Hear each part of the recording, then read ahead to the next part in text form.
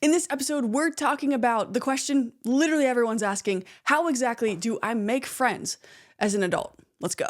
Welcome back to Accidentally Intentional, where we are on a mission to destroy loneliness by building rich, meaningful friendships. And I don't know why I said meaningful. Okay, but here we are. Listen, here's the deal.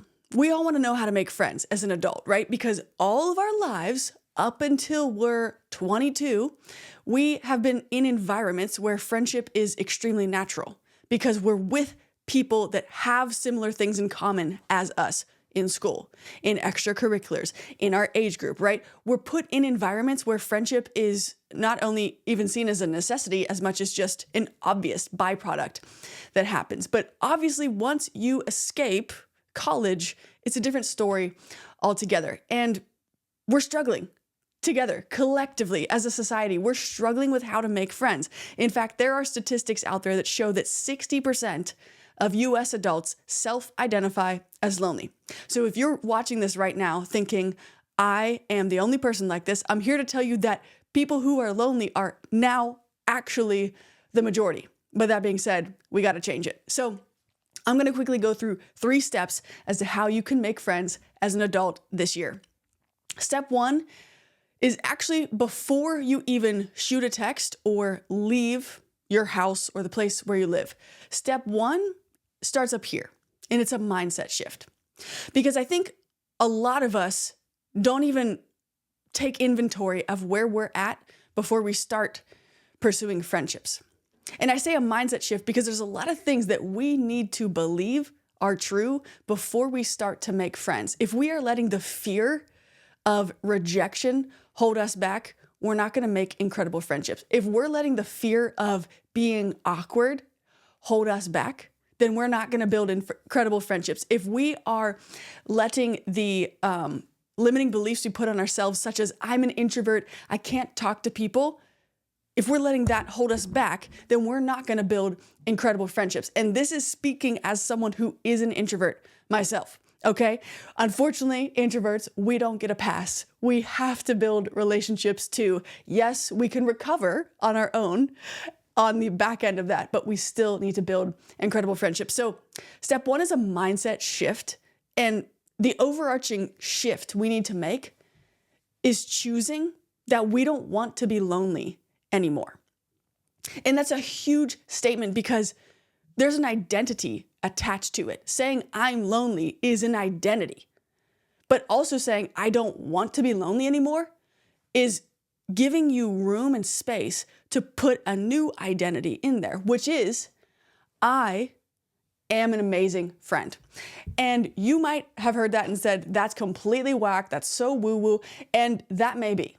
But there is some incredibly powerful data that is talked about in James Clear's Atomic Habits, that it's making a choice, attaching an identity to it, and then taking action on it. So when you choose, I don't want to be lonely anymore, you actually have to start taking actions to make that true.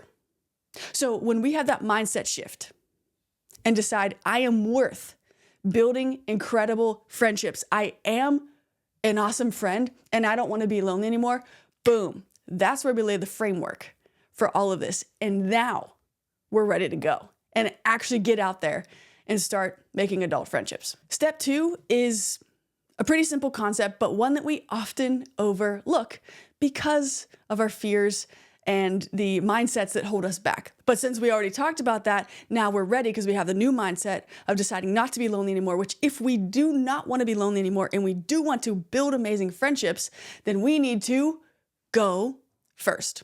So that's step 2. Go first. What does that look like? Go first in making the ask to have dinner with somebody, have coffee with somebody, go for a walk with somebody. You get to decide what that is, but we do not need to wait for others to include us anymore. This isn't a game of dodgeball where we're seeing who picks us to be on their team. We have the freedom and the autonomy to go first and not wait for others to do that anymore. And going first is so powerful because, said another way, you are giving someone else the gift to go second. So going first is making plans, right? And here's a simple way to make plans. You literally ask somebody, hey, I would love to get to know more about you. Let's grab dinner sometime. Let's grab coffee sometime. And maybe that's not your cup of tea. I guess that was a little too on the nose. But there's ways in which we can just make an ask and it not be weird. And I know we're so afraid of, what if they think I'm weird? What if they think I'm creepy? What if? Who told you that? We're telling ourselves this. Nobody else is saying, oh my God, you're creepy, go away. We have to be willing to take the risk and go first. And also, it doesn't need to be so scary. We don't need to get in our heads. Go first in striking up a conversation with a stranger. Yes, it's terrifying because what if they think, all the things we've talked about with the mindset, but you're still capable of doing it because ultimately, if you're choosing you don't want to be lonely anymore, then you know that you are worth building incredibly rich friendships. And it's going to take talking to strangers sometimes, multiple, in order to find that friendship that you've been looking for your entire life. So step 1, mindset shift, choosing you don't want to be lonely anymore and deciding you're worth building incredible friendships. Step 2, go first in everything, in making the ask, in making the plans, in starting a conversation, all of it. And then step 3 is commit. Put something on your calendar, for starters. Perfect example, how often have you had a conversation with someone and it ends with, oh my God, we should hang out sometime. And the other person's like, yeah, bye. And then nothing ever happens. That sometime isn't actually a day on the calendar.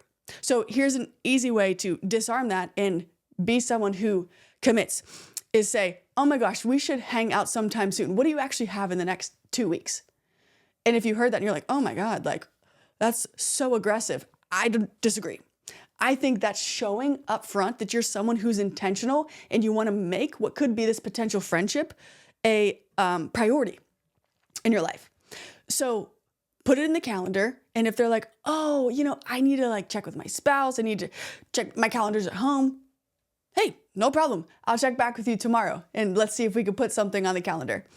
And that's a good gauge because if somebody is kind of, skittish about it, that might be telling you right up front that this person might not be someone who's looking for the intentional friendship that you are pursuing. And that's okay. That actually says nothing about you. That just gives you data as to where they're at right now. And now you know what you can do with that next. You can potentially try to hang out with somebody else or continue pursuing it if you really believe that something could be there. And this could be an amazing friendship. And I say commit, right? And that'd be such an important thing because isn't it crazy and sad that being someone who does what they say they're going to do is so rare? You are looked at as an outstanding citizen for just doing what you say you're going to do.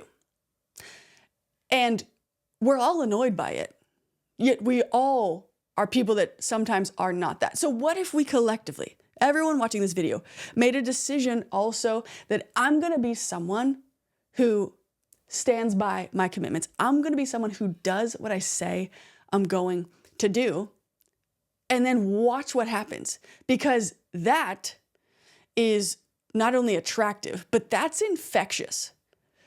You can't hang around somebody that always sticks to their commitments if you're not somebody that doesn't. It's going to put them in an uncomfortable position to decide who they want to be as well. So that's why step 3 is so critically important. And also commit to finding your people and not giving up when you bump into people or have conversations with those that aren't your people.